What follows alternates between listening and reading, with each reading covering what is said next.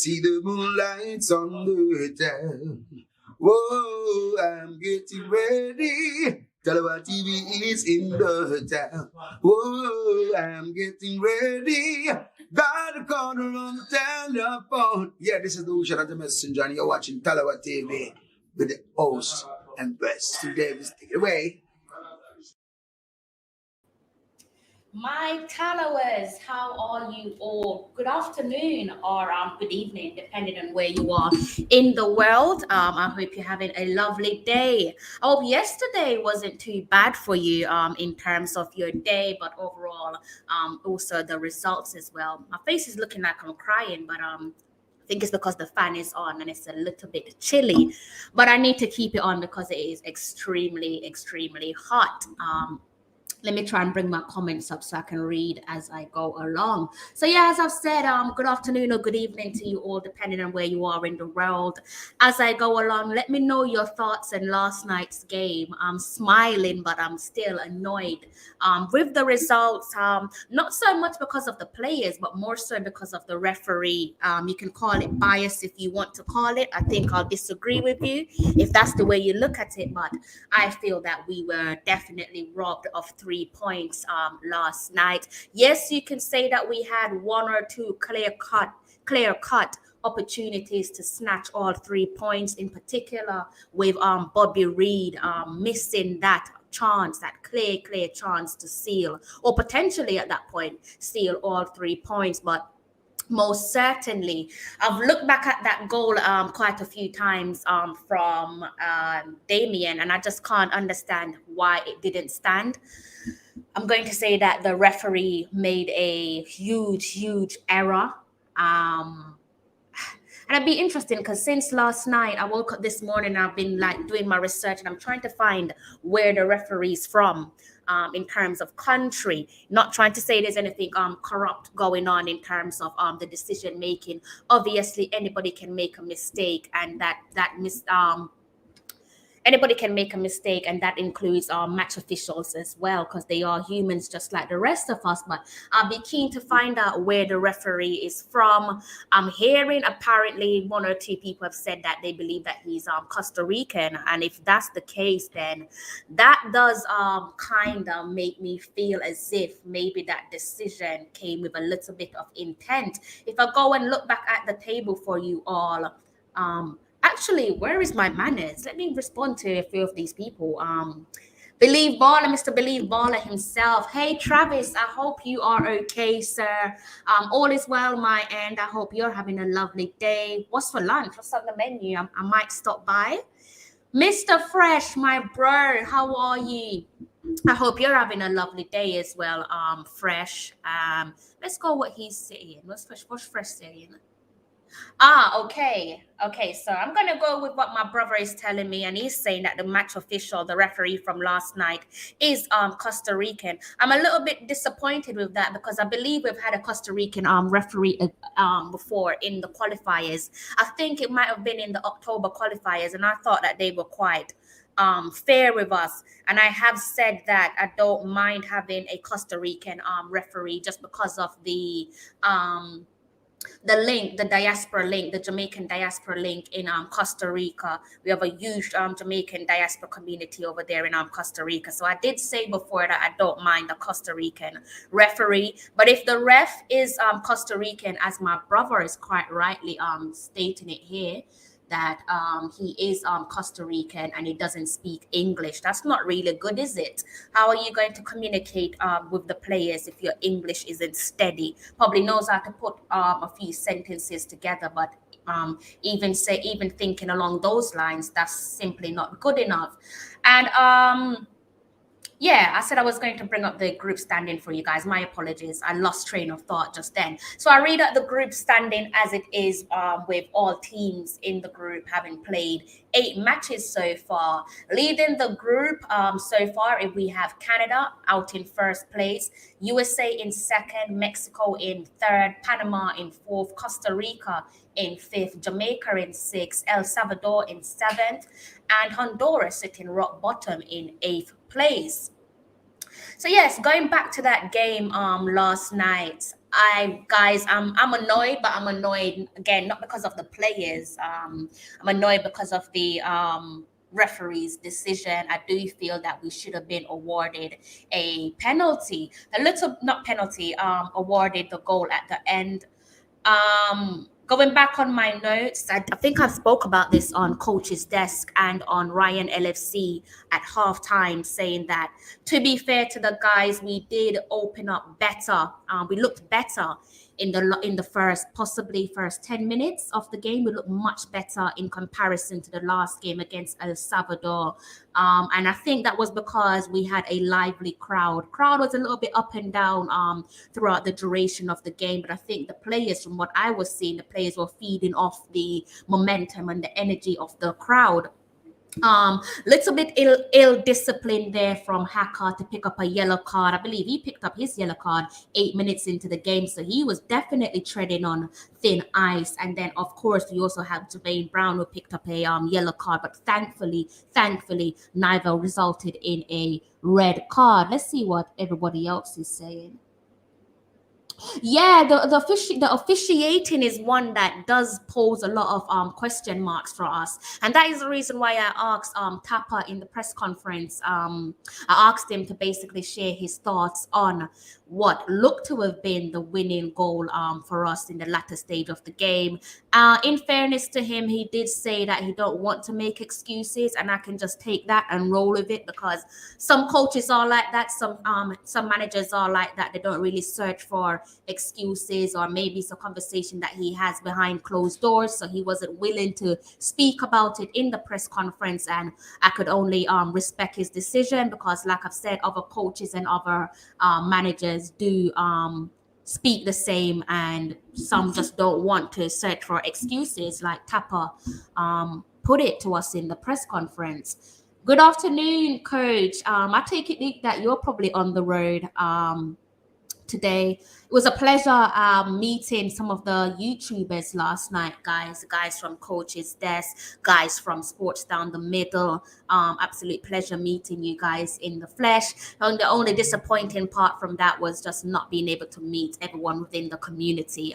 That would have been a special moment. I hope everyone managed to get home safe from last night's game as well. So Fresh is saying 2 pens and a disallowed goal, in my opinion. Yeah, definitely some question marks there regarding the fourth official, and that was the reason why I questioned Tapa, because I wanted him to speak openly about it, obviously with respect. But what I don't want, and I think we're at that point where the officials perhaps look at us as a bit of a pushover, and I say us as in possibly you can look at maybe the coaching staff, most certainly the 12th man, because there's definitely countries within our region, especially when you look at maybe Mexico, when you look outside of that, when you look at Brazil and Argentina, there's certain countries that you cannot go and not get the officiating spot on, right? Because there will be consequence to that.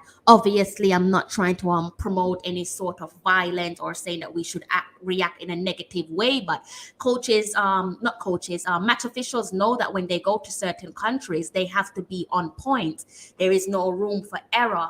And I would love for us to reach that point where they know that it doesn't matter if we're playing home or away. You have to be on point with your match officiating, especially when there is something at stake. And every game so far is highly decisive. But personally, not because it's my country, not because it's the black, gold, and green, I do feel that we were most certainly robbed of 3 crucial points from last night's game. Heartbroken, that's an interesting word to use. Again, we share the same. I don't know if we have any relation, but I keep seeing a few Davises pop up on my live stream now and again. You have a fantastic last name, possibly the best last name in the world.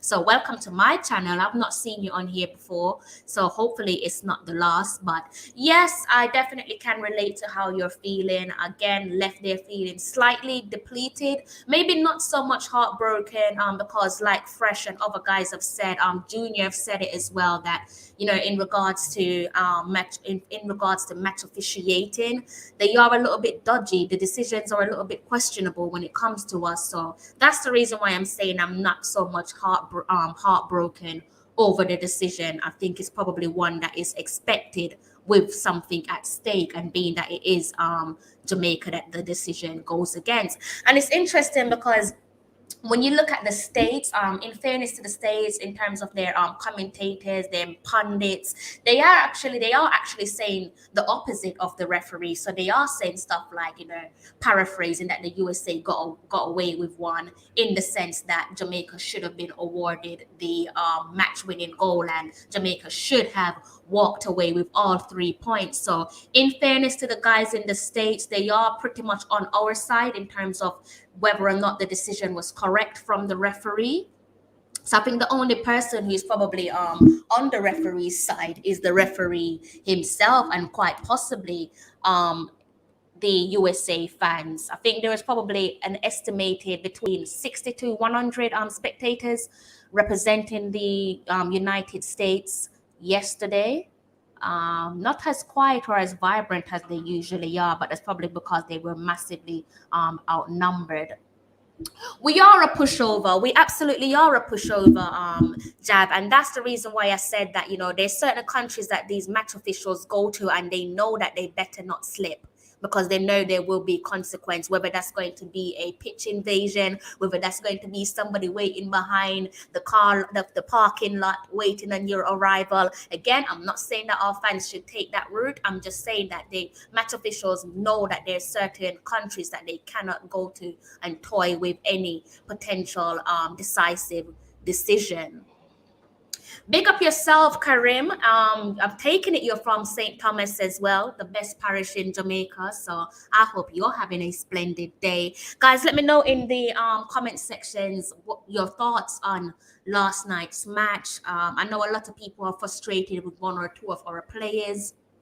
So let me know your thoughts on the game, how you feel of the decision not going our way, and what do you think that makes for us going forward in terms of forward planning. Where does this leave us? Obviously, mathematically, it is still possible, but I think my big concern is I'm just worried that so far we had the opportunity to absolutely, or we should have, hammer the likes of El Salvador and Honduras. No disrespect to either nation, but with the players that are available to us, we should have definitely gave both of them a hammering.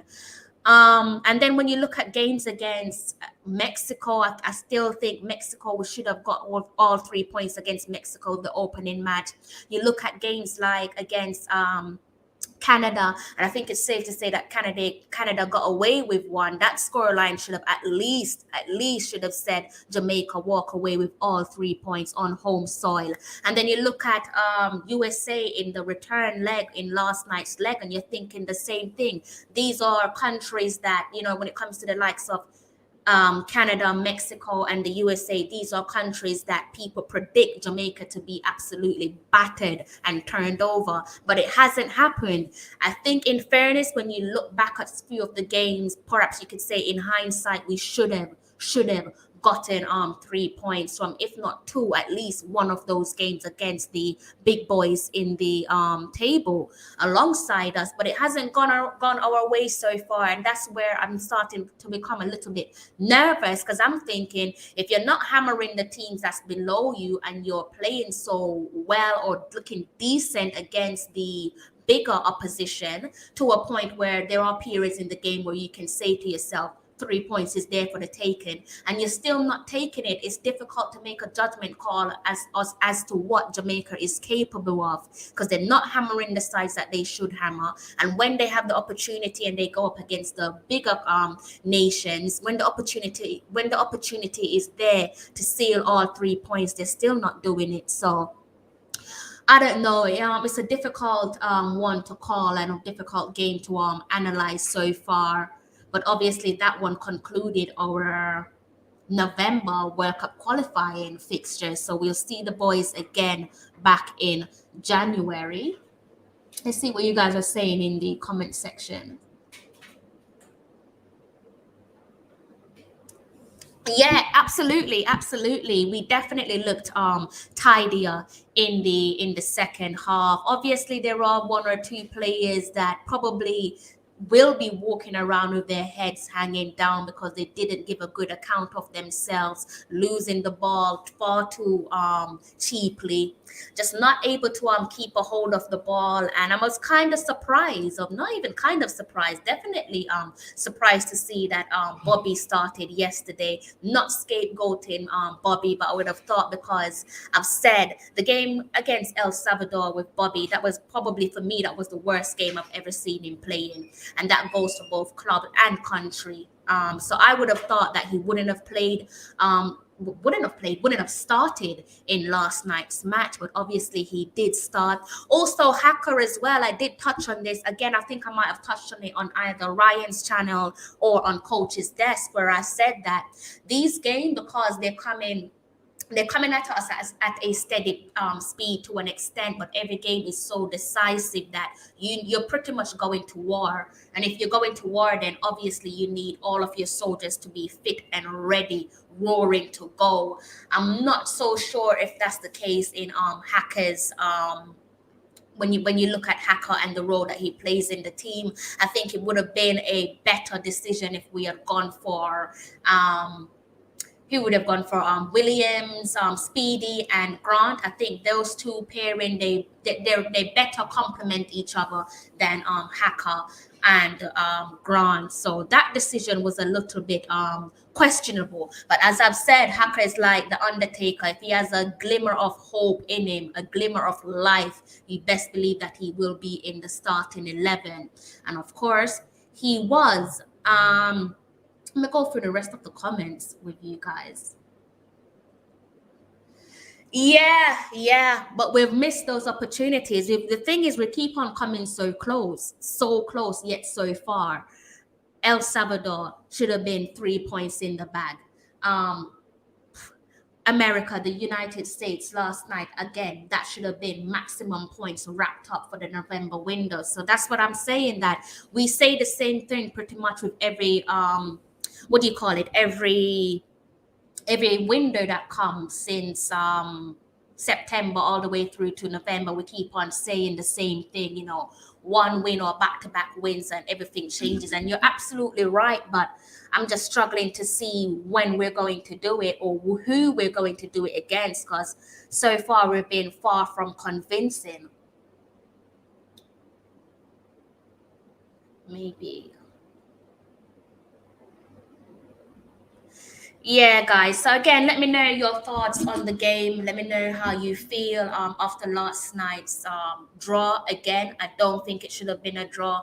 Definitely think that we should have picked up our 3 points, but unfortunately, it wasn't to be, and we can only. Yes, we can partially blame ourselves for that. I know a lot of people weren't best pleased with the starting 11. So, yes, the backroom staff can probably look at themselves and say that maybe we should have made a few tweaks to the starting 11, particularly in that central midfield position.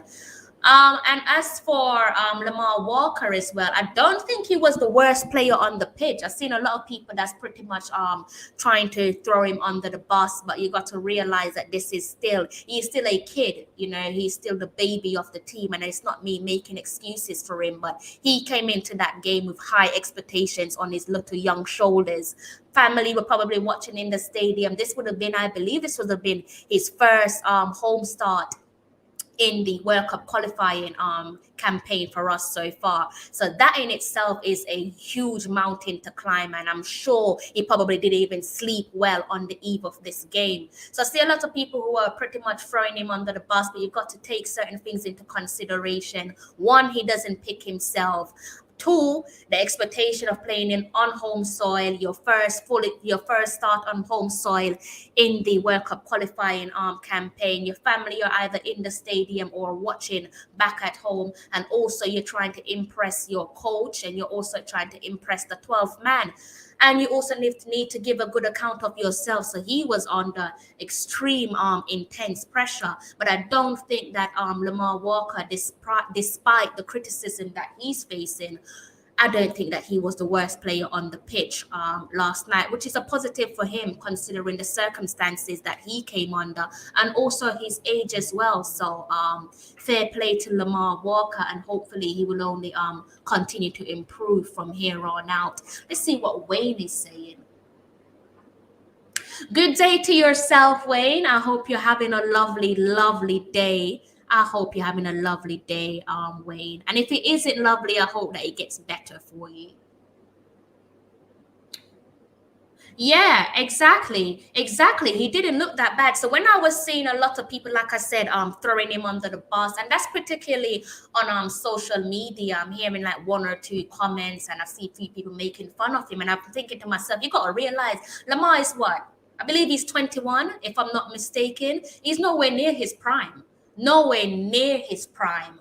He's young. He's not going to be a polished player. And like I said, he don't pick himself. The best thing that he could do is go out there and give a good account of himself. And like Karim is saying right here, he didn't look bad.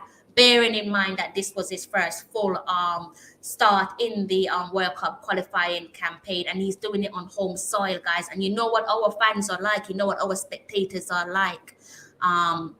We can be quite hostile towards our own at times. So fair play to Lamar.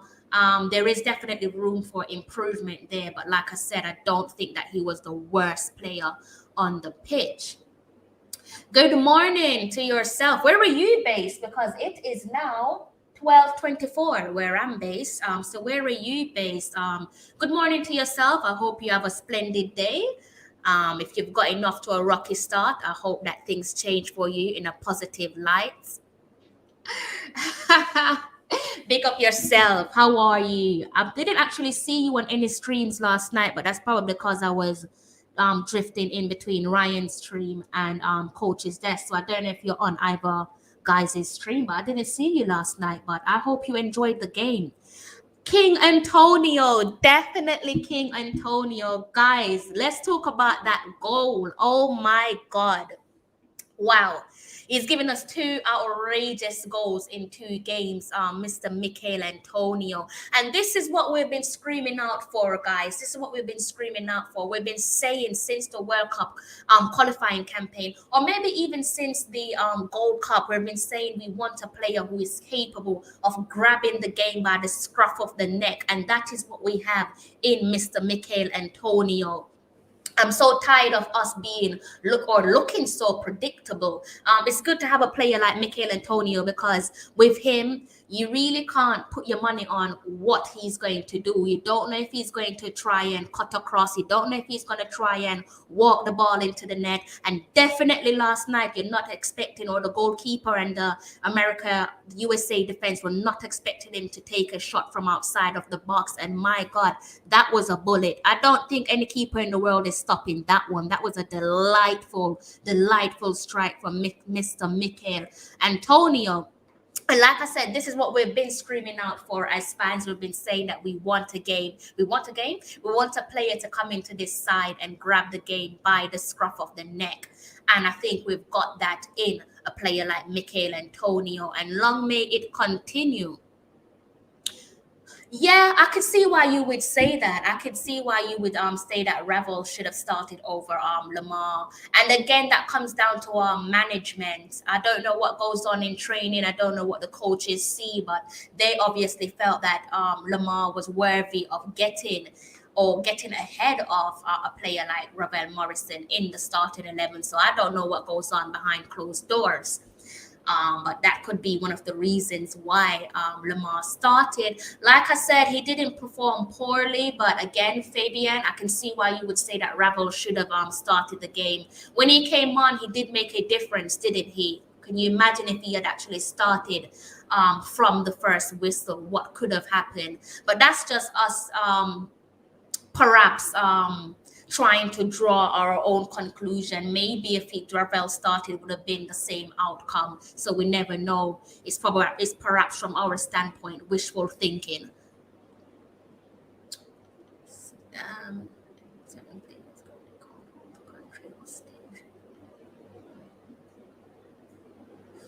Might need you to go into a little bit more details with that one. I don't want to jump to any conclusion on what you're referring to. So if you could elaborate on that comment, I would definitely appreciate it. I'm gonna go through the rest of the comments and see what you guys are saying.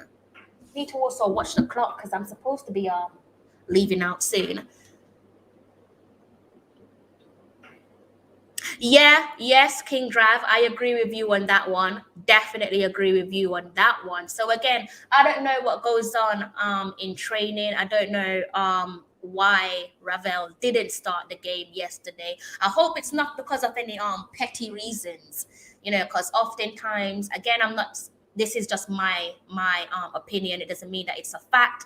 Oftentimes when stuff goes on behind the scenes, you tend to see head coaches or managers or the decision makers tend to cut off their nose to spite their face. Again, I don't know what's going on behind the scenes. I hope that everything is peaceful, but I hope it's not a case of because EXO isn't getting along with EXO, then therefore a player of Ravel's caliber cannot start or shouldn't start. I'd like to think that that's not the case, and it is for something completely different, and I am completely wrong. But yeah, we do see that a lot of times, especially at like club football, where stuff goes on behind the scenes, and then the manager cuts his nose off to spite his face and don't start with his strongest starting 11. So that could be another reason, guys. But again, that's just my thoughts. I'm just trying to draw various conclusion as to why the starting 11 was the way it was last night. So nothing that I'm saying so far, nothing that I've said in relation to Ravel is facts, because I actually don't have a clue what's going on behind the scenes.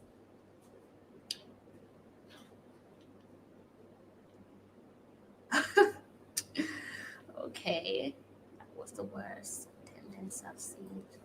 It's the wise up. Yeah, and in fairness to the attendance that we had yesterday, I think the 12th man did their job.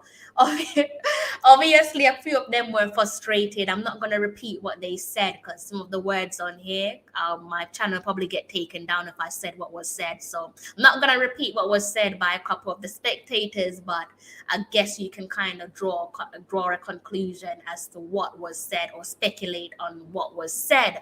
But I think that the 12 man did a fair job last night, did a decent job last night. Towards the latter stage of the game, I'm sure you guys saw Damian Lowe trying to pump up the fans, and he was telling them, get louder, get louder.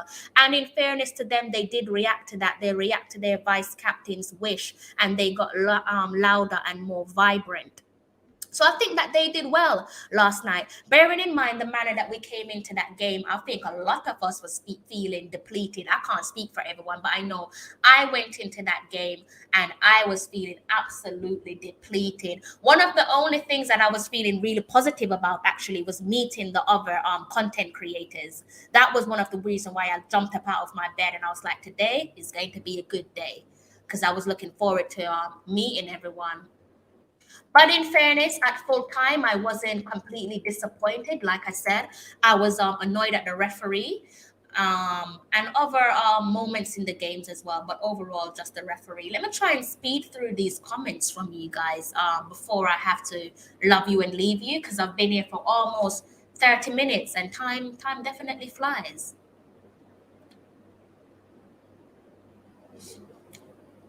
Michail Antonio, we're all Michail Antonio, aren't we? Yeah, they didn't know how to handle him. Michail is like a bulldozer coming towards you. Any defender with common sense, if you see Michail Antonio coming towards you, step out of his way. Just step out, but before you hurt yourself, kindly step out of his way.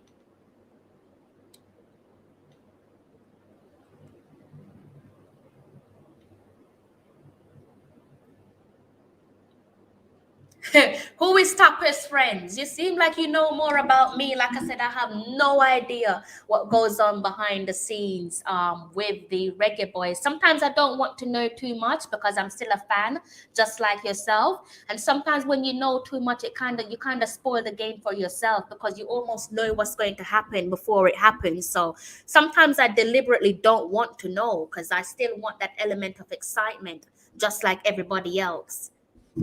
What is Formula saying? Pick up yourself, Formula. Guys, if you haven't already subscribed to Formula Sports Coaches Desk, Ryan LFC, please go over and subscribe to those guys' channel for some quality content, and also Sports Down the Middle as well. Dre and Weather Sports, all those guys, do check out their platforms. I just read your I sent you a DM. Did you respond? I'm sure I sent you a DM this morning. I was looking for you yesterday at the game Formula. Let me check if my message went through, or maybe you messaged me back and I haven't seen it. This is killing me. Cause can you turn off the fan for me, please? Thank you. Let's see. Formula, Mr. Formula, I sent you a DM 3 hours ago. Because I actually wanted to speak to you before I came on air to do my review. But I was looking for you last night. I was asking the guys if they've seen you around, and they said no. So little bit unfortunate that I don't get to meet you in the flesh. Disappointed with that, but it is what it is. Like I've said to other people, I try my best to come home every single year. So if I don't meet you on this trip, I'm sure next time I come to Jamaica, I will meet up with you, and we can maybe talk some more about football live in flesh. Blessings to yourself, J. Russ. How are you feeling? How are you feeling after last night's result? Have you managed to track down the referee yet? You know, if I was working at Norman Manley Airport, I would be a pain in his backside. I will give him a hard time booking his return flight. I'm telling him there's something wrong with his passport. I'm telling him he needs to go back through security. By the time I'm finished with him, he definitely would have missed his flight, and he would have to pay back for a new ticket as well. So he's lucky that I'm not working at the airport, because I would have made his morning extremely miserable. Did you hear that some of the plannings? No, I did not. I have not heard that. Where did you hear that one from? You guys seem like you know way more than me. But this is what I say, that sometimes I try not to dig too deep because I don't want to know certain stuff. Simply because, like I said, I'm still a fan of the sports, and I want to be just as excited going into every game. And I also want to hear breaking news. I don't always want to know every single thing, because that kind of kills the excitement for me. So, J. Ross, no, I do not know that.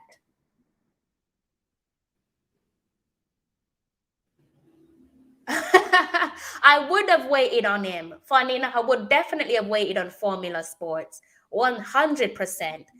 But if he checks his DM, he'll see that I definitely DM'd him some hours ago. Stepson? Let me read that again. Get to understand that the coach in his stepson starting.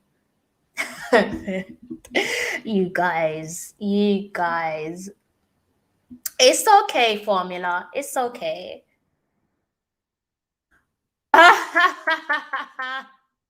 Aren't there loopholes, Formula? Are there not loopholes? I'm not going to say anything else on that. Maybe there isn't. I don't know anything, guys. It was a complete misunderstanding. I'm sure if he had seen it, he would have responded in time. Complete misunderstanding. Let's see what everybody else is saying in the comment section. The fan is actually killing me, making my eyes watery. Absolutely. He's always going to be a hero, especially for I'm guessing by your picture that we're probably in the same age category. 90s baby, I don't know, you look like you might be a 90s baby, so I'm going to push forward and say that he's most certainly a hero, especially where our parents' generation are concerned. They love him to bits. And I still think that people football fans from our generation also love and appreciate Tapa as well. But yeah, it's not looking good at the moment. It's definitely not looking good. Obviously, the fairy tale, the dream would be for Tapa to take us to the World Cup, but things are looking a little bit bleak. It's not completely impossible. Like mathematically, it is still possible, but I'm just struggling to see when and where we're going to start picking up or gathering momentum and start solidifying these three important points game by game.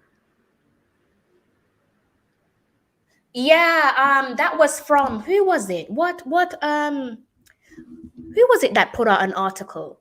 It was one of the maybe Jamaican radio station or one of the Jamaican yeah, I think it was one of the Jamaican radio stations that put out an article recently in relation to immediate meeting with the JFF making an important decision. So I'm guessing that's in relation to Tapper's job, right?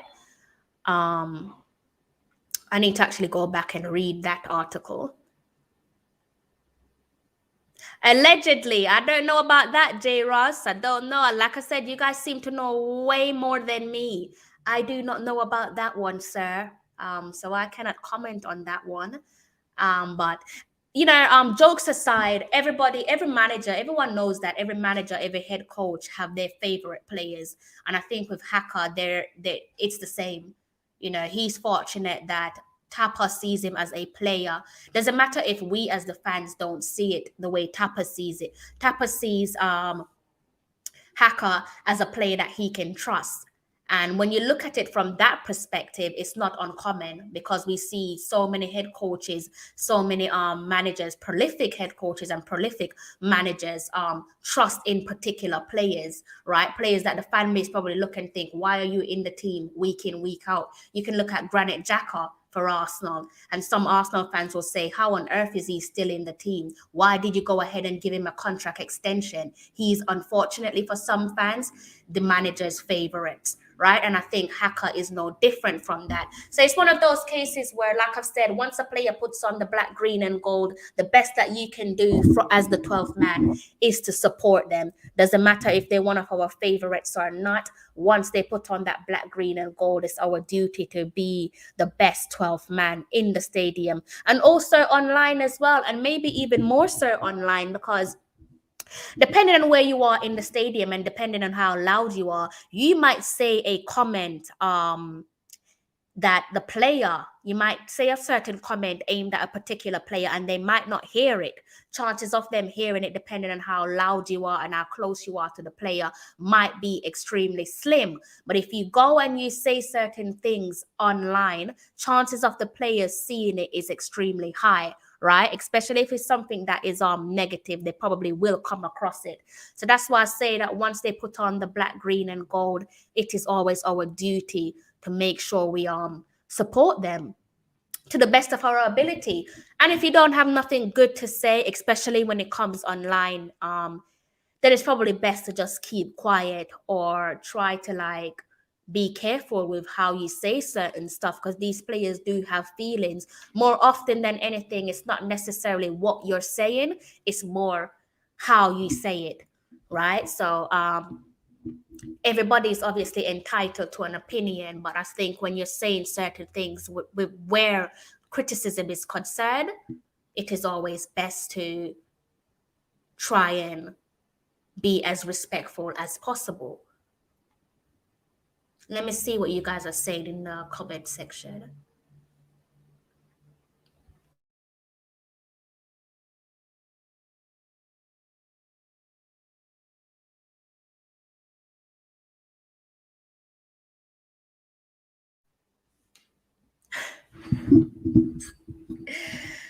Yes, I can't. Like I said to you, we should have been walking away with maximum points on this window. I think I've reached the point that all I can do right now is just laugh. If I don't laugh, I'm definitely going to end up crying. So the only thing I can do right now is just laugh, take it on the chin, and go game by game. And pretty much just ride this one out with the players until the final whistle, until we know for certain where we stand in regards to whether or not we be on that plane going to Qatar, or whether some of you will be supporting another nation. Allegedly. Yeah, I'm not really fans of. If that's the case, I'm not really fans of players playing with painkillers, essentially, right? And that is something that's quite common in football. It's not something that I'm a fan of because you put your body at risk. You're definitely putting your body at risk by doing that. And if that is the case, if those allegations are said to be true, then what does that say of Hacker? That is a player who over the years has been a good servant to his country, and still he's of a certain age, and if he's willing to put his body through um certain measures just so he can go out there and play for his nation, then what does that say about him? Because he's definitely putting his body on the line, whether you like him or not. He's definitely taking a risk with his health. So if that is to be true, if that is said to be true, I'm hoping that it isn't, because it could have long-term damage. I hope that it isn't true, but if it is true, then that does in fact speak volumes of the type of player and the type of person that Hacker is.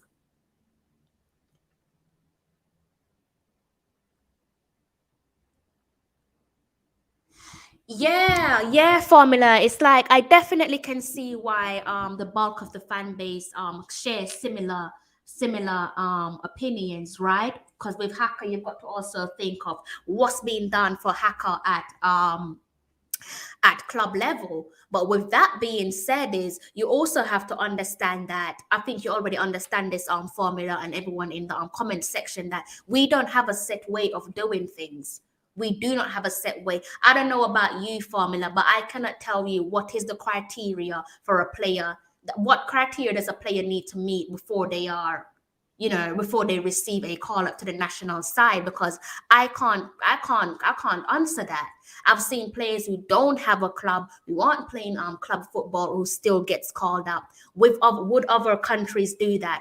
Perhaps not. Definitely not countries who are from the bigger nations, right? The icons of football, they definitely wouldn't be doing that. We're nowhere near that level, but it just goes to show that people can definitely have different opinions on Hacker, but just overall, in terms of the player call ups, I'm completely at loss. I'm completely at loss because I don't know what criteria one needs to meet before they receive a call up. You have players who play in various positions across the globe, different countries, whether that's in Europe, but whether that's in Canada, whether that's in America, and they're playing out their socks and they cannot get a call up, but you still call up players who don't play for a club. So I don't really understand. There's so much going on there that it's difficult to dissect. And I try not to think about certain things because it just puts me in a negative mood. So yes, we can look at Hacker, but we can also look elsewhere on the pitch. We can also just the history of the call-ups. You can definitely look into the history of our call-ups. Age aside, we definitely can look at what goes on at club level. Is a player playing superbly well and not receiving a call-up? Why is that? And why is it that a player that doesn't have a club gets called up to the national side? So I don't understand. I honest to God don't understand. Always. And I think that's the type of criticism that players appreciate. I don't think they appreciate criticism that just completely throws them under the bus and you bash them and because at the end of the day, like, these players have feelings. These players have feelings, and the football that they're playing, essentially, that is their 9 to 5, right? So if I'm at work and I'm not giving a good account of myself, and my clients or whoever is constantly bashing me and they're throwing me under the bus, I'm gonna feel some type of way about that, right? I would much prefer constructive criticism, like Java said, because like I said, this is their 9 to 5. I think constructive. I think for the players, they gain much more out of constructive criticism rather than like the usual go on social media and call them all types of names. You're not going nowhere with that. The player's not learning nothing from that. Neither. And also, you don't know about a player's mental well-being. You don't know about their headspace. You don't know how a player is feeling mentally. So when you come online and you say certain things that's just not acceptable, just comments that should perhaps not be said either on air or on social media, just because of the nature of the words in your comments. You always have to remember that these players, like yourself, are humans and they do have feelings. So yeah, fan base, at times we do need to look at ourselves when it comes to how we criticize our players, because not everybody is as strong as lead, and even if they are strong as lead, they still have feelings, you know. And like I said, you don't know one's mental state of mind.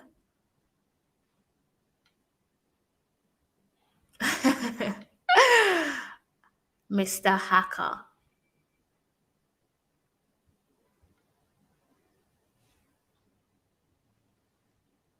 That's a good question. Formula. I'm at loss because I'm just like, where do we go from here? More so, it's not really on where do I stand on Tapper. Is if you're going to recruit someone, who are you going to recruit? I think I might have seen this on your channel before, Formula. And I've seen people say that they want a local coach, but my worry with that is, will the local coach get the backing and the respect that they deserve? And I've also looked at and said to myself that perhaps recruiting or hiring a former player isn't the right way, isn't the right route to take, isn't the right decision to work with, because naturally, if it's a former player, they're going to have that natural relationship with the federation, right? Because obviously they would have played for us, they would have rubbed shoulders with the federations before, whether or not they're friends or not. That's a completely different story. I would much prefer somebody who is completely new, fresh to the scenes. There's no underlying relationship there, so anything goes. So I'm not really sure with Tapper, because yes, you can say Tapper out, but then where do you go from there? Who are you looking to bring in? Again, I know a lot of people are saying that they want to bring in a local coach, but I do worry for local coaches because I don't think they're going to get the respect that they deserve, whether that's unintentionally or intentionally. I kind of feel like it will be more of the same. Obviously the argument is there that the starting 11 might be different, and I would say might because you and I both know formula, and everybody in the comments section as well, that we often hear that Tapper doesn't select the team, or Tapper doesn't Tapper isn't in charge of call-ups. So wouldn't that be the same for the next head coach or the next manager that comes in? So it's just difficult when you hear one or two things that's allegations that say, you know, in relation to player call-ups, in relation to the starting 11, you do have to wonder, is one being used as a puppet? Who is the master? Who is pulling the strings? And because I have no concrete information on that, it's difficult for me to say, where do I stand on Tapper. It's absolutely easy for me to say Tapper out or Tapper in. It's easy to say that, but you have to kind of like dissect certain information, and you have to, I think also you have to know what's going on behind the scenes. I don't know about you, Formula, but it's difficult to know what's going on behind the scenes because there isn't no transparency. There is no transparency. The fact of the matter is, you and I have been following Jamaica for some time now, right? For as long as we can remember, for life, basically. And we still, between us, we can't say how the call-up works. I know people who have been following Jamaica since the last World Cup qualifying campaign. And if I message them and say, guys, how does the call-up works for the Reggae Boyz? What's the criteria? What does one need to beat? Even they are scratching their heads. Even they would scratch their heads and be like, they have absolutely no idea, right? So I don't know. I think until we know exactly what goes on internally in terms of the decision making, it will always be difficult for myself to say where I stand with any coach, because I quite liked Winfred Schaefer, but I know that there are people in the fan base that say that they don't rate Winfred Schaefer, right? And that's probably because of like personal feelings towards Winfred. So let me just move on quickly with the comments.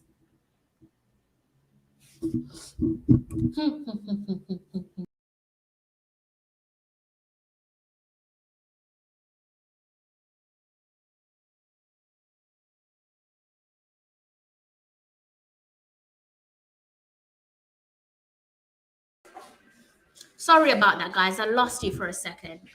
Slight technical difficulties. Ricardo is saying that we are not going to the World Cup no matter what. Jesus, Ricardo. Ricardo, at least wait for the final whistle. At least do that. I can understand why you would say that, though.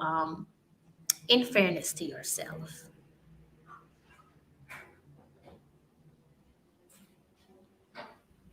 Yeah, but the reason why I've said I'm not sure what goes on internally, because I can see why you would make that point, but then you also have some that have said allegedly. Thank you. Thank you. Yeah, thank you. That allegedly Tapa isn't the one that makes the decisions. I don't know if that includes substitutions. I have no clue, guys. This is what it leaves you in a bit of a mess, in a bit of a toggle when you have no transparency. When you have no transparency, people are always going to draw assumptions and create their own story and roll with it, right? So, but with that being said, I can definitely see why you would make certain comments, and it's difficult to argue against them.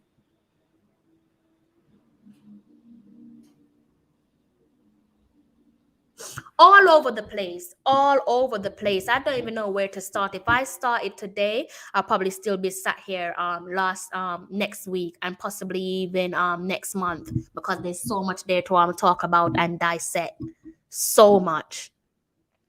And it's crazy because, like I said, when you talk to people who follow the World Cup qualifying campaign from '98, and you talk to them about modern day football now, I don't think not one of them can tell you the criteria for player call ups. I can't. If you ask them to talk about the transparency from the within the organization from top to bottom, they can't give it to you neither. But that being said, there are some lovely people that work for the federation. Like I said on my last live, the women at the front of office. So when you go to the JFF headquarters, the women at the front of the office, lovely, lovely, lovely people. An absolute asset to Jamaica. So I hope they continue to do a fine job, because they made life extremely easy for myself when I went to pick up my accreditation pass. And you know what they say, first impression counts, and my first impression of those women who work front of office is a good one. So long may it continue. And I think they're doing a steady job. Trust Ricardo saying Tapa and the Federation need to go. I think, Ricardo, you must have not been watching a few of my live. I've definitely ripped into the Federation, but it's not every day. I'm not going to sit here and repeat myself on every single live. This is why I've said to you, I don't know what else to say, because what you're asking me to do, I've definitely touched on that on different lives. But I'm not gonna come on every single live and say Tapa needs to go, Tapa needs to this, Tapa needs to that. That's boring. That's absolutely boring content, and I'm not going to sit here and do that. I've already addressed Tapa, I've already addressed the Federation. I'm not a broken record, so I'm not going to be keep on repeating myself, Mr. Ricardo.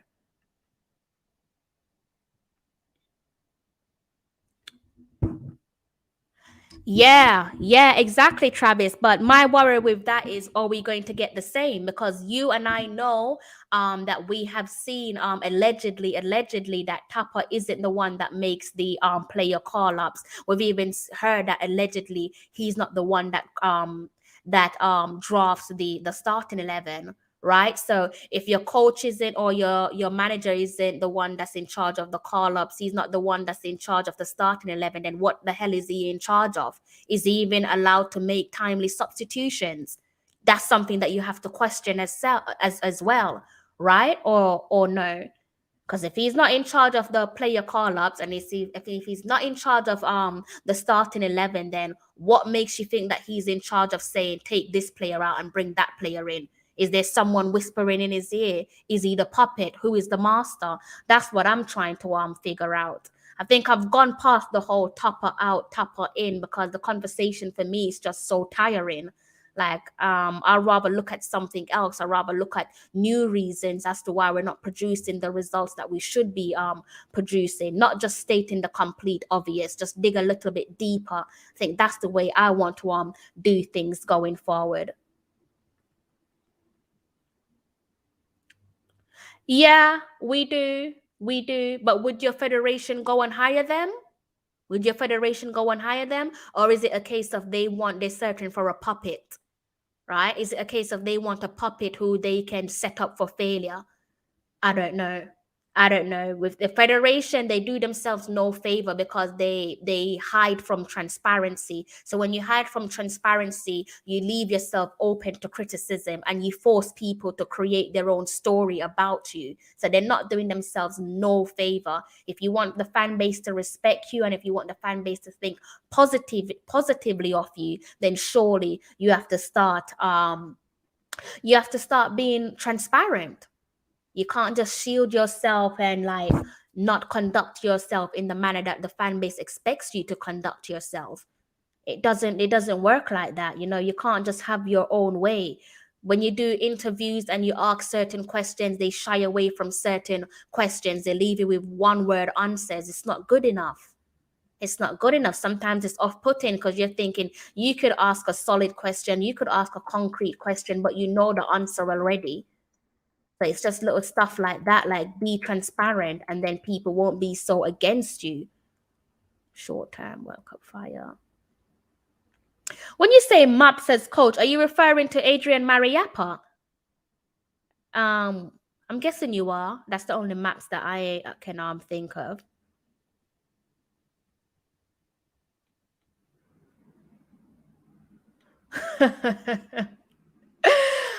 Pagan, you know that name really suits you well. That name's you couldn't give yourself a better name than that. You could not give yourself a better name than that. But I do not know nothing about I'm guessing this is Mariappa, right? I don't know nothing about Mariappa and his coaching. If you're looking to make Mariappa into is that a player coach or is that a full-time coach? You're still going to be asking you, and rightly so, show me Adrian Mariappa's coaching CV. What team has he managed? You're still going to be under criticism even with that decision. Doesn't matter about whether or not the players can relate to him. What about the 12th man? They are going to be asking you, and reporters as well in that press conference. They're going to be looking and scratching their heads and saying, what team has Adrian Mariappa managed? And again, it just goes back to us just not doing things the right and proper way. So this isn't about liking. This is why I say I want to shy away from ex-players leading the ship at present, at least until we get our house in order. Our house isn't in order, so I don't really see why you would call for someone like Adrian Mariappa. No disrespect to your opinion, Adrian Mariappa being the next coach for us. Again, that's a setup for failure. Doesn't matter whether or not the team like Mariappa probably is one of the most lovable guys in the team, but that's besides the point. What's his coaching CV like? That's the question that everybody's going to be asking. And the moment he puts a foot wrong, and he will put a foot wrong because he's inexperienced, people are going to be saying it was the wrong call. You can't give somebody a huge job such as managing or coaching the national side without them having coached previous sides on their CV, right? So being a fan favorite or being a favorite within the team, it doesn't actually mean anything.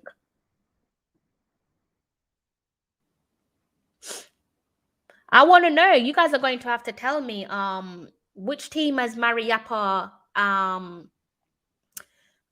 coach. Maybe I'm out the loop here. Maybe I'm a little bit slow. Maybe I'm out the loop. But Mariappa as a player coach, I don't know, guys. I don't know about that one. And that's no disrespect to Mariappa, but I do not know about that one. I think with that, I might have to go away and do my own research before I can even draw a conclusion. But again, that just seems like you're setting him up for failure, because what experience does he have? Yes, he does know his teammates and he should know their capabilities, but that's different. Managing and coaching is no joke, guys. Don't underestimate the pressure that one is under when they're sitting in that chair, when they're meant to be leading the charge and steadying the ship. There's no shift in you. Definitely no shift in you. Everybody is entitled to their opinion. I'm not going to ever tell somebody that they're not entitled to share their opinion. Doesn't matter if they're saying tapper in or tapper out. Doesn't matter if they're a fan of the federation or not. You're all entitled to have an opinion. You are fans. You guys are the ones who are emotionally and financially invested in your national team. So who am I to tell you not to say that somebody shouldn't step aside from their job, or if the federation shouldn't be reshuffled? It would be unfair of me to say anything other than what you guys are saying.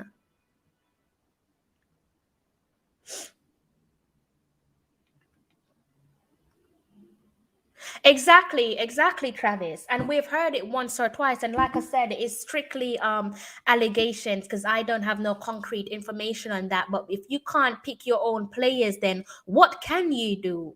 What can you do? I'd like to think, because I've seen Gareth Southgate, especially when you're leading up to international break, you tend to see him at different stadiums up and down the country, right? One minute he could be at the Emirates, next minute he could be at the Bridge, next minute he could be at the London Stadium, next minute he could be at Anfield, he could be at Old Trafford, and so on. And I would like to think that that's a clear indication that Gareth Southgate picks his own team, picks his own call up his own player, therefore picks his own team, picks his own starting 11. But it's a bit baffling. Again, this is pure allegation. If you cannot call up your own players, then are you allowed to make your own starting 11? And then you have to look at the in-game management. Who is in charge of the in-game management? Because I don't know so far. Again, this is on pure allegations, but I don't know so far.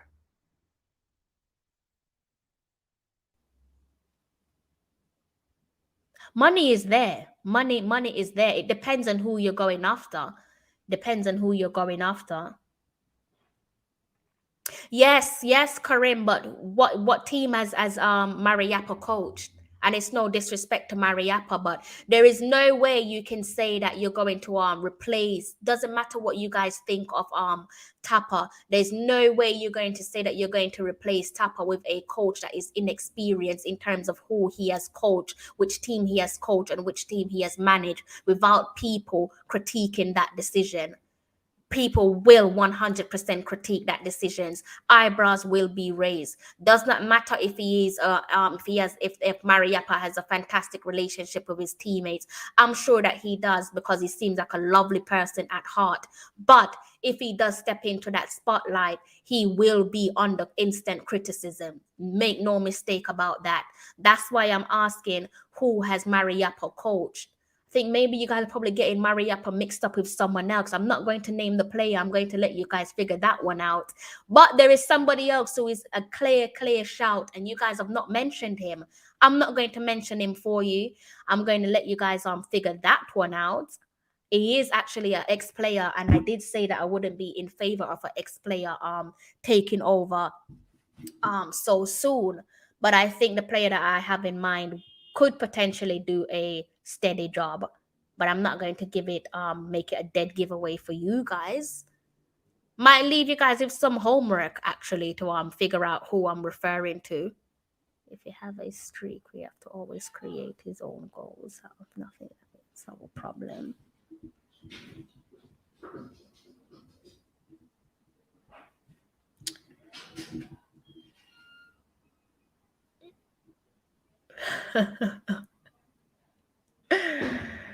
Oh God.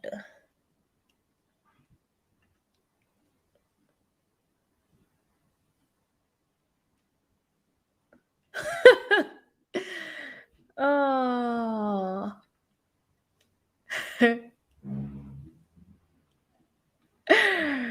Oh gosh.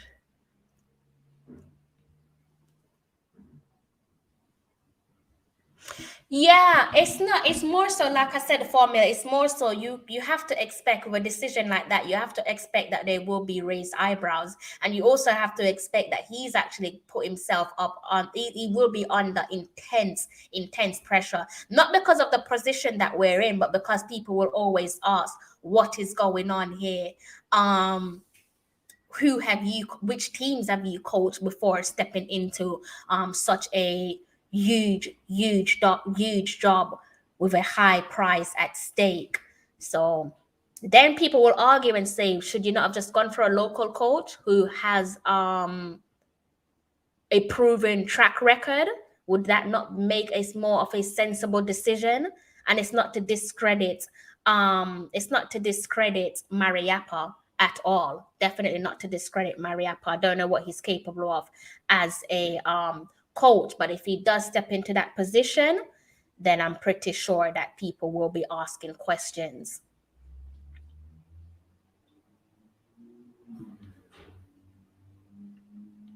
Travis, I think you're being a little bit harsh here. I think you're being a little bit harsh here, Travis. You cannot tell me that there's not one single coach in the Jamaica Premier League that is not better than Tapper, or someone who can't do a better job than Tapper, but in the same breath say that Mariappa could do a better job. I think you're going to have to rethink this one, Mr. Travis. I think you need to rethink this one, sir. Um, it's not often times that I disagree with you, but I think I might have to disagree. Okay, I'm gonna hold my horses there. Mr. Neville Bell, would Mr. Neville Bell take the job? I'm saying take the job as if Tapper is at risk of losing his job. I don't even know if Tapper is at risk of losing his job, but would Mr. Neville Bell take the job?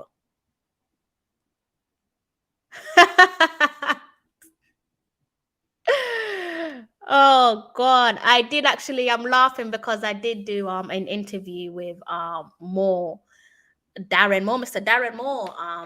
When was this? This might have been in 2018, and he did say that he would consider coaching the Reggae Boyz. I trust that is still the same. And let's remind ourselves of the outstanding job that Mr. Darren Moore was doing at West Brom before they gave him showed him the exit door. I think there's reasons for that.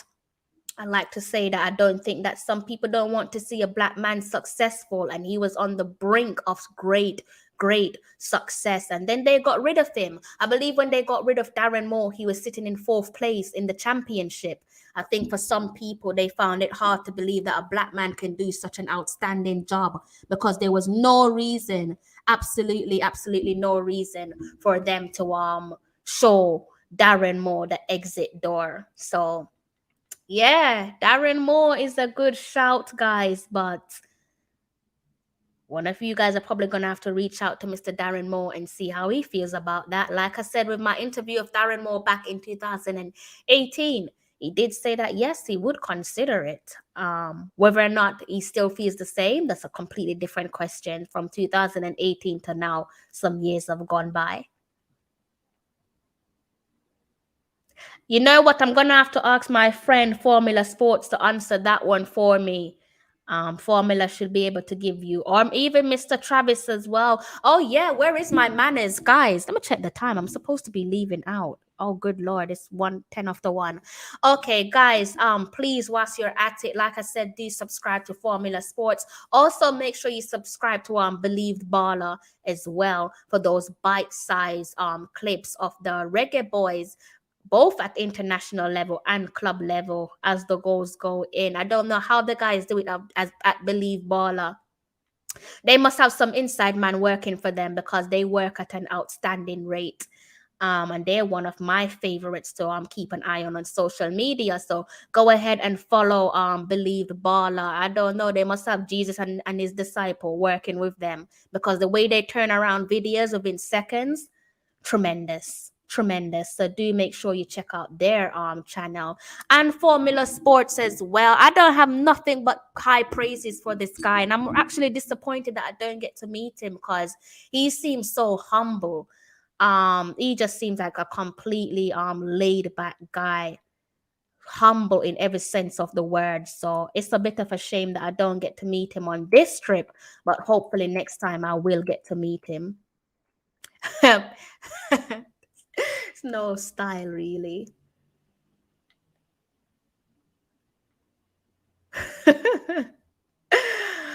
Some people are going to disagree with you on that one, Pagan. Some people will disagree with you on that. But that doesn't mean I disagree with you. I think the last couple of days, of last couple of games, you've seen long ball FC. So hopefully, but when by the time January comes around the corner, because that is something that Tapa did touch on in the, I believe it was the, let's get this right, the October window, right, where he was saying that he touched on the long balls that was coming out from the back, and that the fact that he wanted the midfield and the defense to have a better connection. Therefore, he's alluded to the fact that communication needs to improve, right? So that's something that he already addressed. So I was surprised that we saw one or two long balls this time round, because I thought that we were past that stage. Mr. Darren Moore, another humble guy, lovely guy, guys. If you get the pleasure, if you get the chance to meet this guy in the flesh, I'm urging you to take it with both hands. Amazing person. I have nothing but good words to say about him. Lovely guy. Larger than life and extremely friendly. Travis is saying that he thinks this will be a great achievement. Not many can disagree with you on that, Travis.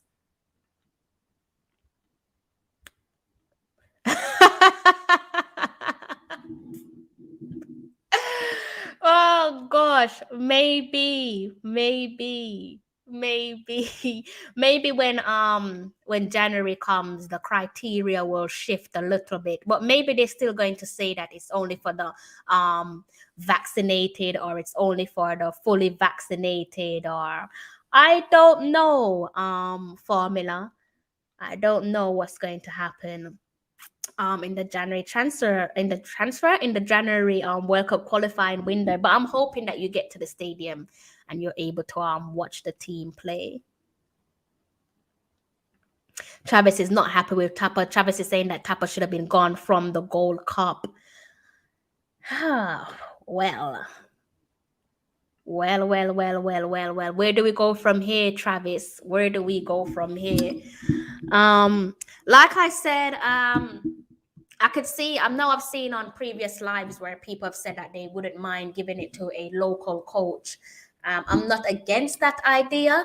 I think Travis himself mentioned Mr. Neville Bell as well. I'm not against local coaches coming in.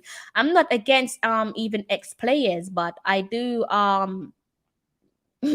I do feel sorry, or I'm a little bit cautiously optimistic when it comes to hiring ex-players or former or local coaches, because I kind of feel like the treatment will be the same, similar to what the treatment towards Tapper as well. Like I said, if you cannot pick your own team as the head coach or as the manager, then what can you do? If you can't pick your own starting 11, what exactly are you there for? So I do not know.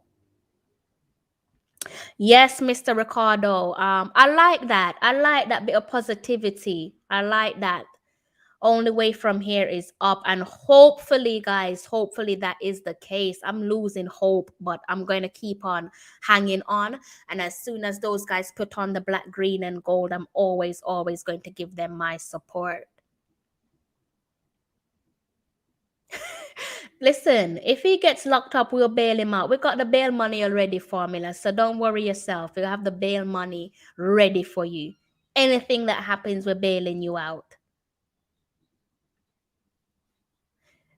Pagan, but who is in charge of the starting 11? Who is in charge of picking the starting 11? Is it Tapa? Because if it is Tapa, then I obviously have so much more that I can say about that. But until I know who is making the starting 11, because I've heard one too many times that allegedly it's not Tapper that does the call up, it's not Tapper that does the starting 11. So until I know for certain who's in charge of the starting 11, I can't really say much. Because I can sit here and I can throw Tapper under the bus, and maybe months from now or maybe years from now, Tapper might do a one-to-one interview with whoever and reveal all. And I could be sat here looking like an idiot because I've said certain things that were far from the truth. Do you get what I'm saying? So until I know who is in charge of the starting 11, I can't really say much. I have touched on a few decision making on previous streams, on my own stream, and I believe on Ryan LFC and possibly Coach's Desk as well. But I keep on hearing the same thing, that it's not Tapper that is in charge of the starting 11. It's not Tapper that does the player call up. So I'm literally just in the wilderness right now, not really knowing what to think, just completely lost, like the bulk of our fan base. Guys, I'm going to give you about 6 more minutes. I'm going to take this to 1 hour and 20 minutes, and then after that I'm going to have to love you and leave you because I have something that I need to take care of. So I've got another 6 minutes with you guys, and then I'm going to have to shoot off.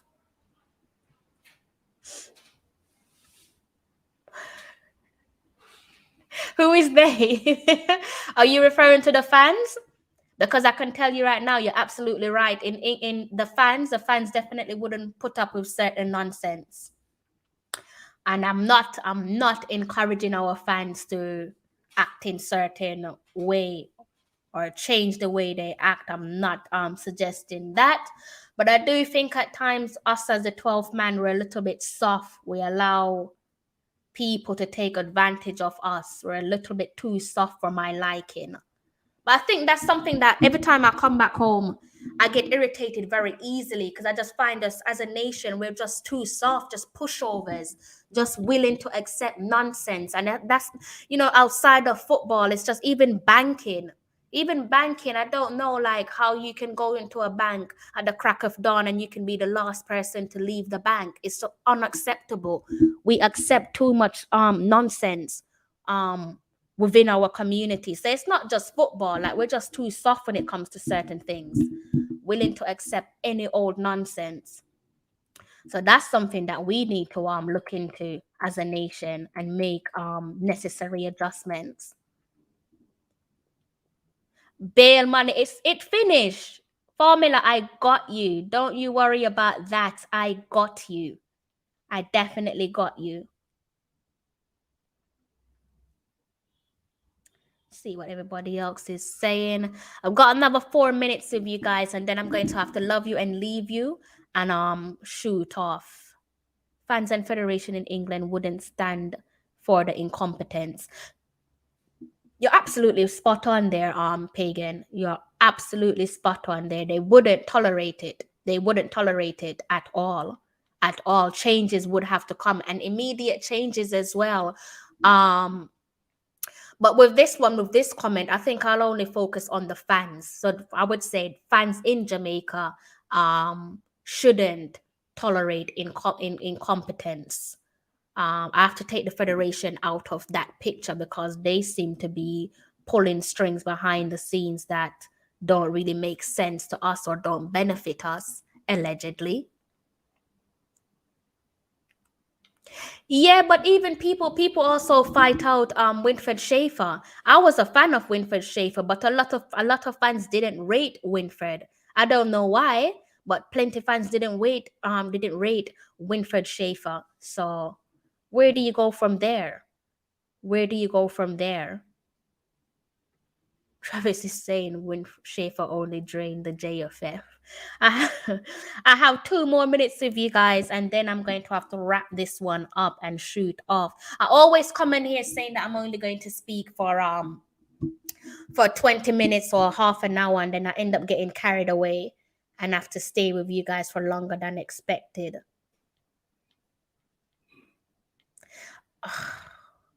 Mr. Karim. It was exciting times back then. It was exciting. I've said this before, and somebody almost bite my head off. They disagree with me, completely disagreed with me. But for me, when we played under Winfred Schaefer, it was exciting times, buzzing. When I'm back home in London, I didn't mind waking up at crazy or staying up until 2 or 4 a.m. in the morning just to watch my country play.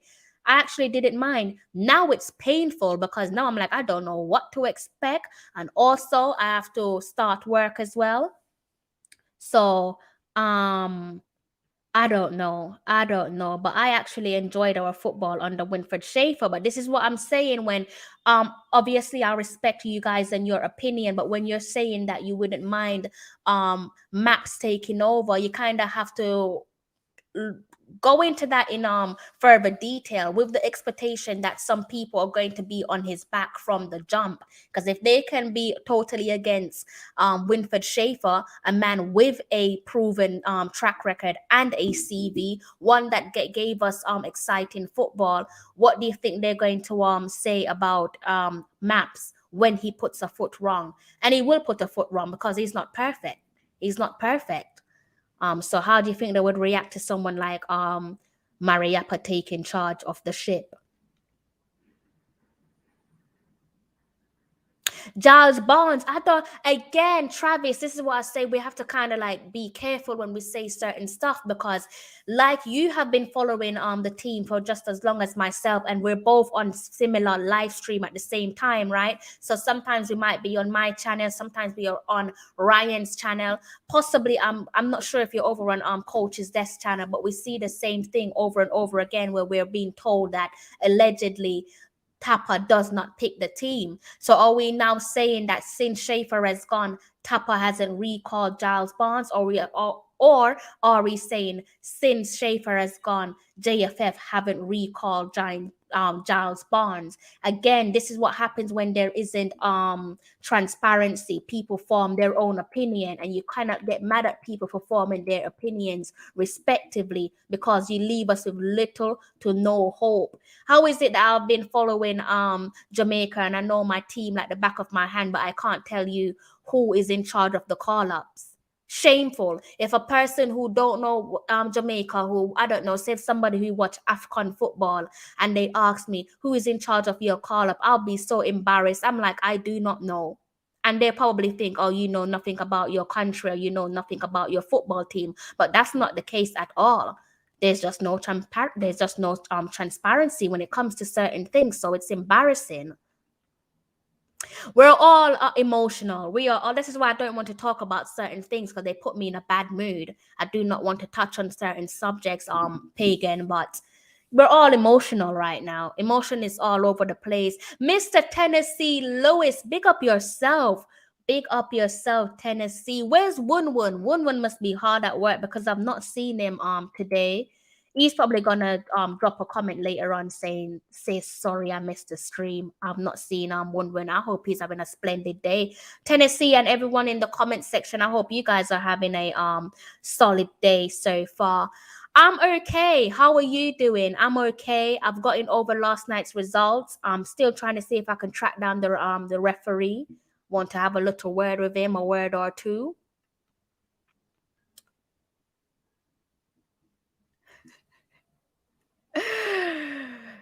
Formula, we're on the same page, but I kid you not, many would disagree with us, Formula. Many fans will disagree with us, and I am absolutely at loss. I am at loss because I'm thinking, what were you watching? Was you watching Jamaica when Winfred Schaefer was the captain, was the one leading the ship? Were you watching Jamaica when you could see that link up between Giles Barnes and Darren Mattocks? When you know when Darren Mattocks draw for that headband, you know what time it is. When you see Darren Mattocks on the sidelines with that headband, you know what time it is. Exciting times. Exciting times for us. And the excitement isn't the same. And you can't really blame the fan base because we can only work with what we've been given. So if we don't have nothing to be excited about, no disrespect to the team, the coaching staff, the head coach, no disrespect, but you can't really blame us because we're feeling depleted. think the bulk of our fan base is just completely at loss at the moment, but you can't really blame us for that. You have to give us something. Give us 3 points back to back. Close off a World Cup qualifying window with maximum points, and then you will see a change in attitudes with the fans. Big up yourself, Tennessee. See what everybody else is saying before I close off on this chat. About to say Jowd Barnes. Mariappa is like Sky players like that. This is what happens when you take care of your body. You can play as until you decide that it's time to pull curtains on your career. And I think that's what you get from someone like Mariappa. He definitely needs to nail down a club though, because he obviously has some more fuel in the tank. So he needs to go and find himself a club. Thank you. Thank you. You've used my line. You've said it before me, but I'm having a good day so far. And thank you for the well wishes. Guys, if you're hitting the road, I hope you have a safe travel. I hope that you and your family stay safe. If you're out and about, I hope that you make it home safe and unharmed. Going home or returning home after being on the road is an underrated blessing. Not everybody is fortunate to return home safe and sound. So if you are on the road or if you're planning on hitting the road, I hope you return safe and sound, guys.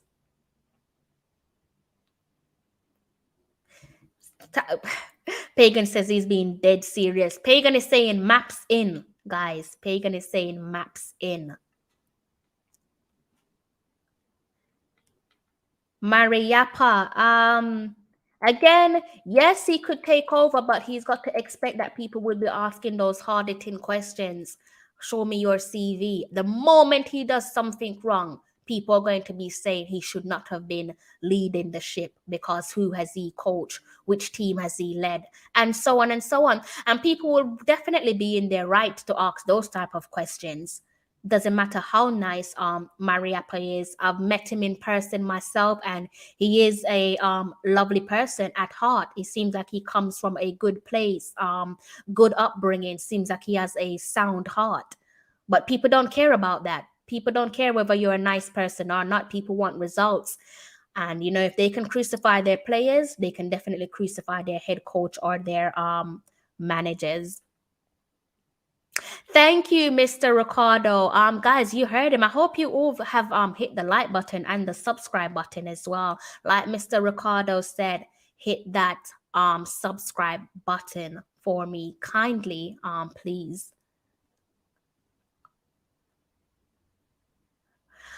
Tennessee, don't try to rack your head with that one. Simply put, we were robbed. We were robbed. That's the only way to look at it. We were 100% robbed. And I hope that coach, what's his name? The referee, I hope he's having not a nice day. I do hope. I hope he lands safely. Don't get me wrong. I hope he has a safe flight. I hope he lands safely. But as soon as he come off of the plane, I hope him buck him big toe and trip over. That's all I'm going to say for him. I hope dinner is cold. I hope dinner don't taste good.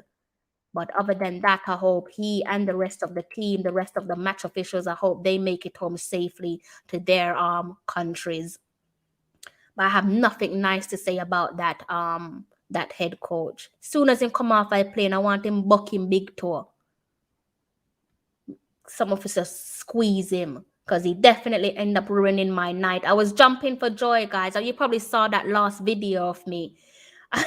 Saw that last video of me jumping for joy in the stadium, screaming at the top of my lungs, only to hear that it's not a goal. Like, seriously?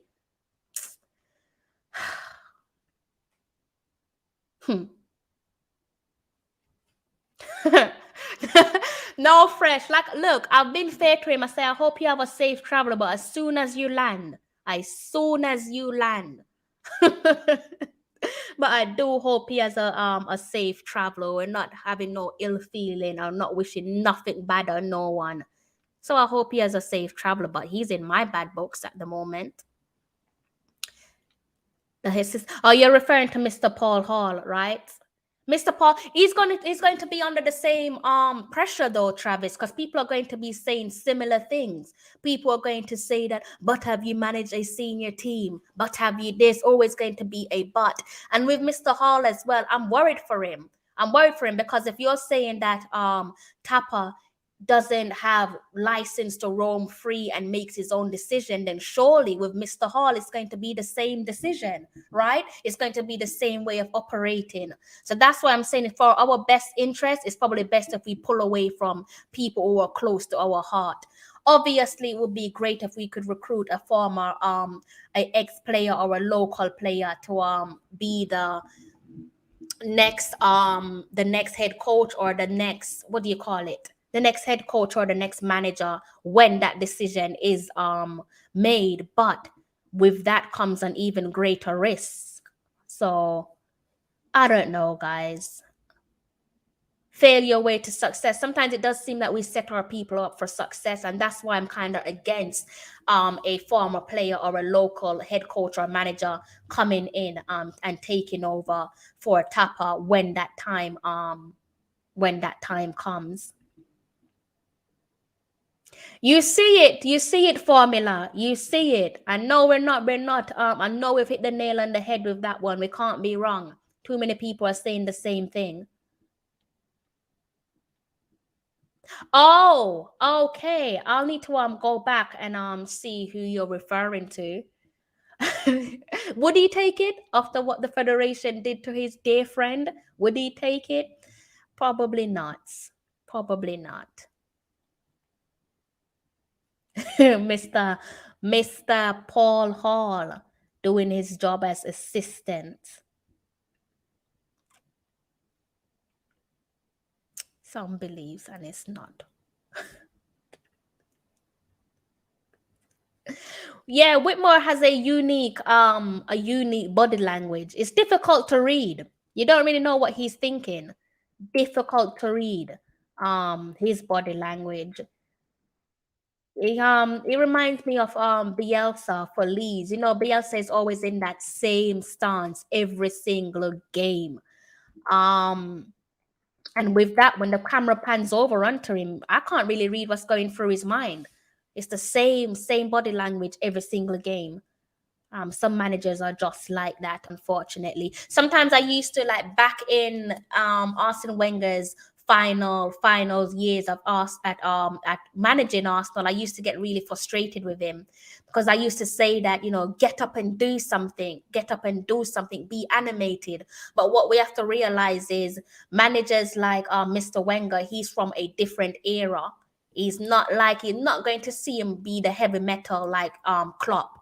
And I think, you know, at that time, I wanted him to like embrace that, but that's not him. That's not who he is. Obviously, I'm not comparing Mr. Arsene Wenger to Tapper. Definitely not doing that. But I'm just talking about body languages. The most I saw Wenger did was dash a water bottle. And even that kind of irritated some of the fan base, including myself, because I'm just like, you're throwing water bottle when you should be doing this and you should be doing that. Who am I to even be saying what Wenger should be doing and what he shouldn't be doing? A man who has done so much for Arsenal Football Club and for English football in general. But you know, big up Mr. Wenger as well, one of the greatest to ever do it in football, not just in English football or in the Premier League, just globally. An absolute inspiration. I did. I spoke about this earlier on. I said that he robbed us of 3 fruitful points. Nobody can convince me otherwise. He's a bloody thief.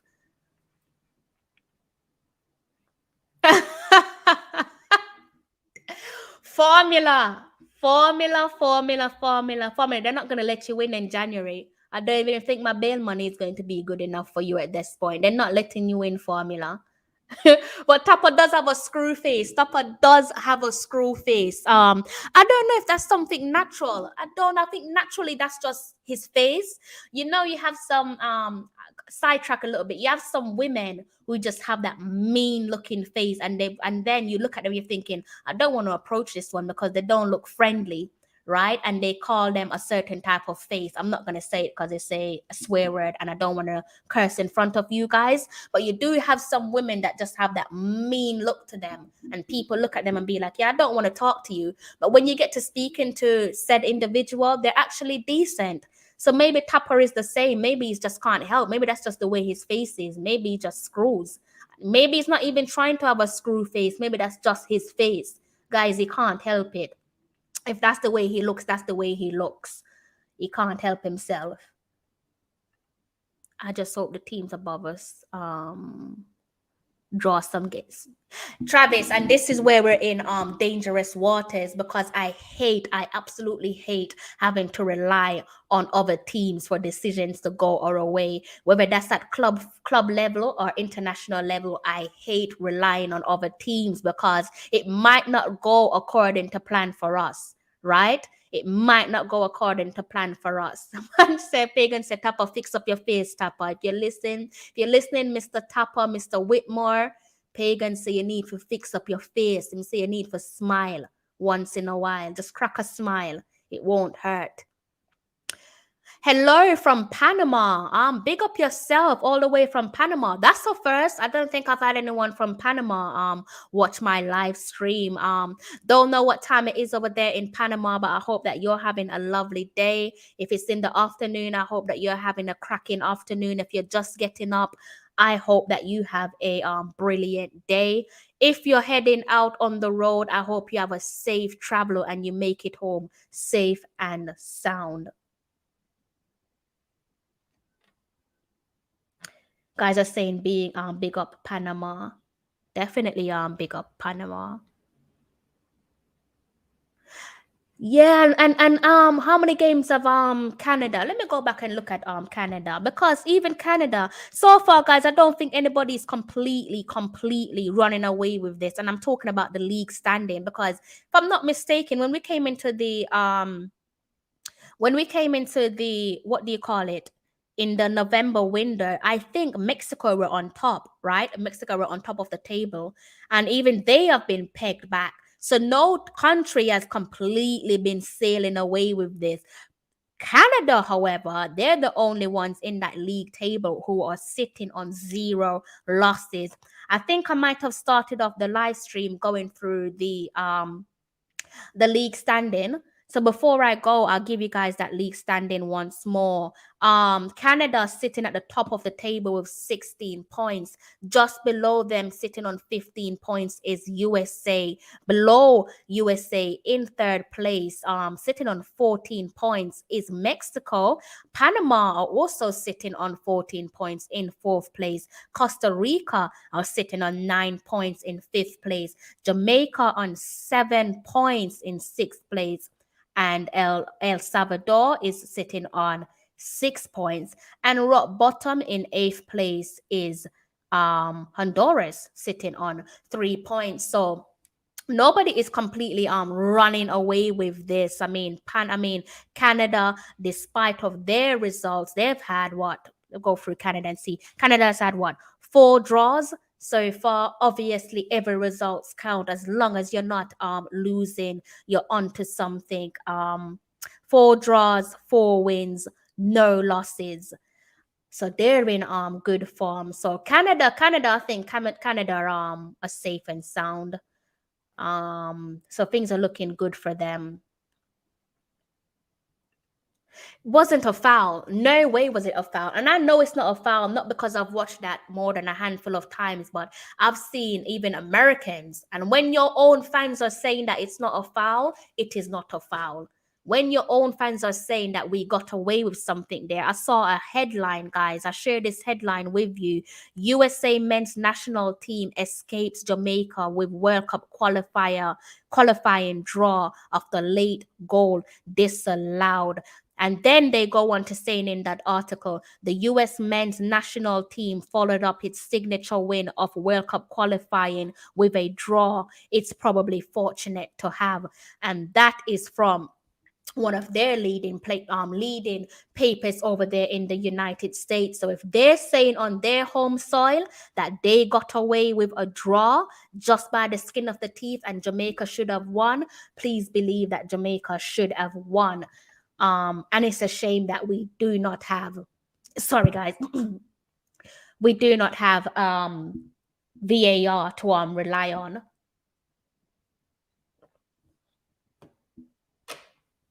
See what you guys are saying again before I shoot off. I don't know if envious is the right word. I'm not really looking at anyone in particular. I can't speak for our fan base, but I'm not looking at no country in particular. I'm just looking and saying pick up maximum points. I'm not looking at Panama. I'm not looking at Costa Rica. I'm not looking at any of them. Why should I have to focus on my own country? And I shouldn't have to look next door or look to the left or look to the right of me to say, please do me a favor. Once you're saying that, you're in big, big trouble. The referee left Jamaica with a brown paper bag. 100% left Jamaica with a heavy brown paper bag. You know when you go to the bank and they give you a little bag, brown paper bag, cause money enough, money heavy. Referee left Jamaica with a brown paper bag.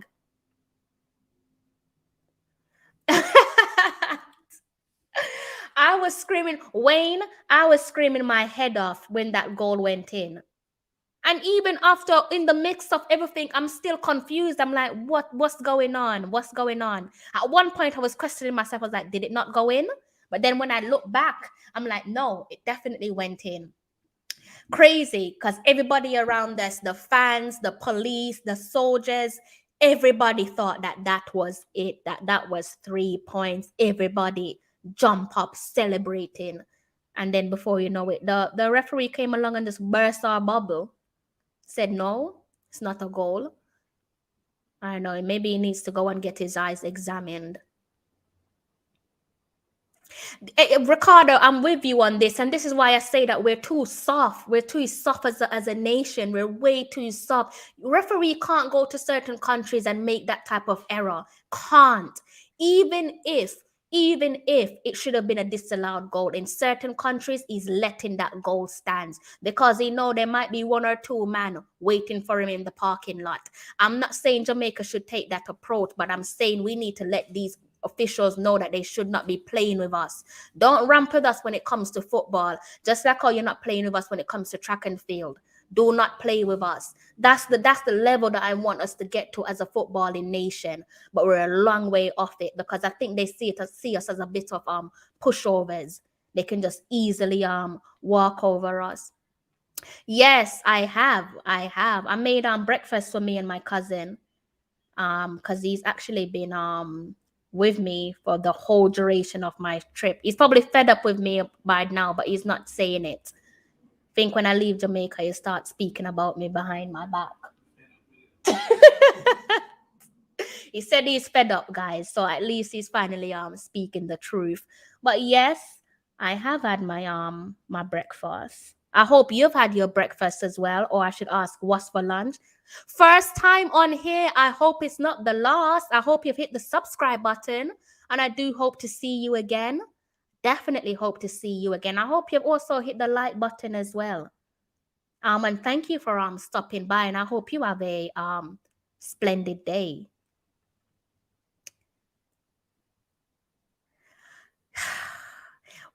Which one? I'm guessing you're talking about Michail Antonio's goal. Jesus, that was a rocket. Can you imagine? Can you imagine if that was a packed stadium? Oh my! Oh no, my ears would still be ringing with all that screaming and cheering. Wayne, you know what? If I said that I'm confused, I shouldn't even be saying I'm confused because we were robbed. Daylight robbery. Daylight robbery. When you have Americans on home soil saying that Jamaica should have won, please believe me, Jamaica should have won because you don't need me telling you.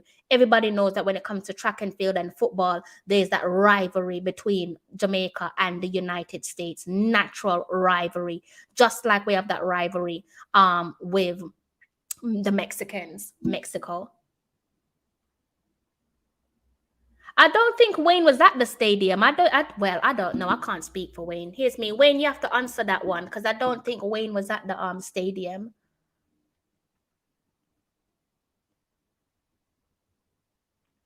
Big up yourself, Warren. I hope you're having a splendid day, sir. I hope your day is going good. If you're on the road, and this goes to all of my subscribers, even if you haven't subscribed to the channel, if you're on the road, I hope that you have a safe journey home, guys, because sorry there, coming home, like I said, is an underrated blessing. Not everybody is fortunate to leave, and whether it's go out for work or leisure, pleasure, whatever you want to call it, and make it home safe and unharmed. So I hope that everybody who is on the road, I hope and pray to God that you make it home safe and sound. Travis, I'm going to be taking it one step at a time, sir. I'm going to be taking it one step at a time. I know this ref up to something when the ball go in when Jamaica celebrating, he allowed the USA to counterattack without settling the game. Yeah, fair point. Fair point. Fair point. Definitely up to, like I said to him, listen, he's just lucky that I'm not working at Norman Manley, because I would make sure he misses flight, and I would make sure he have to pay for his ticket. Even if I'm the reason why he missed his flight, I make sure you have to pay for his ticket. And last night, if I was working at that hotel, I'll be making so much noise, plenty of noise. He wouldn't even get a good night's rest. Breakfast, I'm making sure you're late for breakfast. I'm making sure your breakfast is cold. That's what I'll be doing if I worked at the hotel or if I worked at Norman Manley. Antonio does bring a lot of joy, doesn't he, runners? Big up yourself, runners, as well. I haven't seen you in a while. Perhaps that's because I've been a little quiet on my Instagram, but I hope that you're having a blessed day, sir. To you and your family as well. Mr. Coach's desk. Mr. Coach's desk, I hope you're all right, sir. The eyes emojis, I'm not sure what the eyes emojis mean. You might have to elaborate with me. I'm a little bit slow, so you might have to elaborate with me on that. We are going, am I reading this way? Record, what you say? We are going to win. Record, okay. All right. Anything is possible, Ricardo. Anything is possible. And I'm not going to like laugh at you or poke fun at you. Anything is possible. Guys, if you're into your gambling or whatever, here you go. There you go. Ricardo has made a statement. Ricardo said we are going to win the 2026 World Cup. And then Travis has something to say as well. Guys, listen, he's probably knows something that we don't know, but let's try and speak that one into existence. Maybe he's onto something. Anything is possible. In tournament football, anything goes. So if he's saying we're winning the 2026 World Cup, who am I to tell him that that's not the case?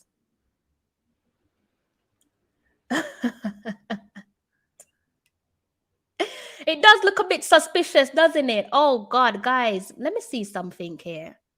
My Mac is about to die. That's so long I've been speaking to you guys. My Mac is on 10%. So final comments from you guys. Let me know if you have any suggestions in terms of topics that you'd like me to discuss. I can try and squeeze one in before the end of the week if possible. Probably will have to do another live run about the same time. So if you want me to do another live, let me know what you guys are thinking in terms of topic. Ricardo, your chest high, very high. I am cut up. I am so cut up about that goal because I was celebrating. I thought that was 3 points in the bag, so I'm so upset about that goal. Upset about it, but it is what it is. Is what it is.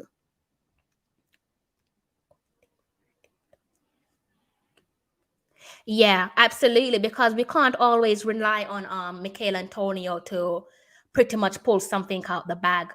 You know, we need to be distributing the goals across the front three, or whether it's a front two, whatever Tapa decides to work with. Attacking players as well. We need to distribute the goals with every game that comes our way as well. We also almost had a goal. We should have had a goal scored by our defender, our vice captain, and he was robbed. Let's see. Delightful goal. Delightful goal from Michail Antonio. I'm not going to let my Mac die on me, guys. So I'm going to just be wrapping up this one for you all.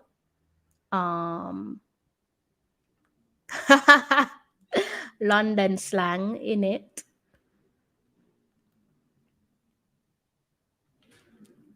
Okay, so as I've said, guys, send me your final comments. I've got 2 minutes with you. I said 2 minutes, maybe 40 minutes ago, but this time I definitely mean it. I have 2 minutes with you, and then I have to love you and leave you. And then I will be back at some point. Yes, makes sense. The goal is 24. Why take a we've spoken about this before in separate live stream. You probably weren't there to say it, but we've said that we've been screaming out for a player to grab the game by the scruff of the neck, right? So I think that we've finally got that with Michail Antonio, guys, a player who is capable of grabbing the game by the scruff of the neck. Let me see how the likes is looking before I close off on this stream, so I can do my appropriate thank yous. Let's see. Let me go over to my channel. If this is going to work. Sometimes, well, what a surprise, it's not working. Okay, let me try something else so I can give you guys my thank yous. It says 50, how much of you watching? 50 something of you watching, and 61 likes. So thank you guys for that. Thank you all for tuning into my live stream, my review of the Reggae Boyz 1-1 draw at the office against the United States. As I've said, we were most certainly robbed. Guys, like I said before, if you're heading out on the street, please do take care of yourselves, your loved ones, and your family. I pray that you all make it home safe and unharmed. Guys, thank you for tuning into my live stream. Before you go, don't forget to hit the like and subscribe button.